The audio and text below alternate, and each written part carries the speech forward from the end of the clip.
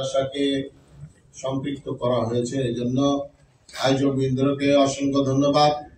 যদিও সেটা খুব অল্প পরিসরে, আমরা হয়তো দুই একজনেই কৌমি মাদ্রাসার এখানে উপস্থিত হয়েছি। সচিব মহোদয় নিজেই বলেছেন যে ভবিষ্যতে কৌমি মাদ্রাসা নিয়ে আলাদা সেশন করে কৌমি মাদ্রাসার ভালো দিক মন্দ দিক কি করণীয় আছে না আছে এগুলো নিয়ে তিনি আলাদা করে বসবেন।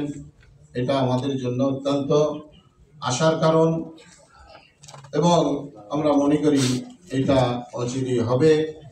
এবং সেই প্রোগ্রামে যেহেতু কৌমি মাদ্রাসা একটা বোর্ডের আন্ডারে চলে, সেখানে বোর্ডের লোকজন এবং বিভিন্ন মাদ্রাসার মুহতামিমগণ এবং শিক্ষকবৃন্দ যদি উপস্থিত থাকেন তাহলে তারা তাদের সুবিধা বলতে পারবেন।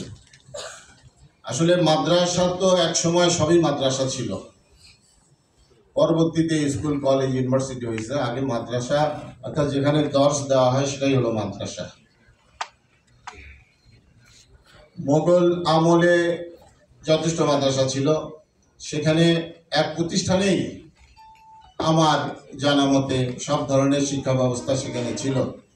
কিন্তু ইংরেজের 200 বছরের শাসন আমলে সেই ইসলামী শাসন ব্যবস্থাকে তছনছ করে দেওয়ার পর যখন ইসলাম এবং ইসলামী শিক্ষা ব্যবস্থা খুব জীর্ণশীর্ণ অবস্থায় গেল, তখন কাসেম নানুতুবি রহমতুল্লাহ আলাই এবং গাঙ্গুহি রহমতুল্লাহ আলাই তেনারা বসে এই ইসলামী ইলমকে, ইসলামী ধারাকে পুনরুজ্জীবিত করার জন্য তারা সালা পরামর্শ করে দেওবন্দ নামক, উত্তরপ্রদেশের দেওবন্দ নামক জায়গায় দেওবন্দ মাদ্রাসা প্রতিষ্ঠা করলেন।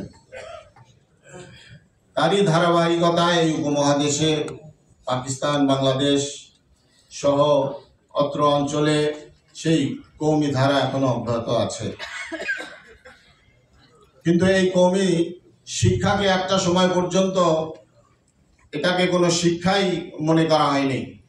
মনে করতো যে এই হাজার হাজার ছেলেদের জীবনকে নষ্ট করে দেওয়া হচ্ছে। তখন কৌমি মাদ্রাসা থেকে দাবি উঠল যে আমাদের শিক্ষাটাও একটা শিক্ষা, এটার শিক্ষার স্বীকৃতি অবশ্যই দিতে হবে। সেই দীর্ঘ আন্দোলনের পর শেষ পর্যায়ে আওয়ামী সরকারের আমলে এটার বাস্তবায়ন হয়েছে। আমরা কৌমি মাদ্রাসার সনদের স্বীকৃতি পেয়েছি।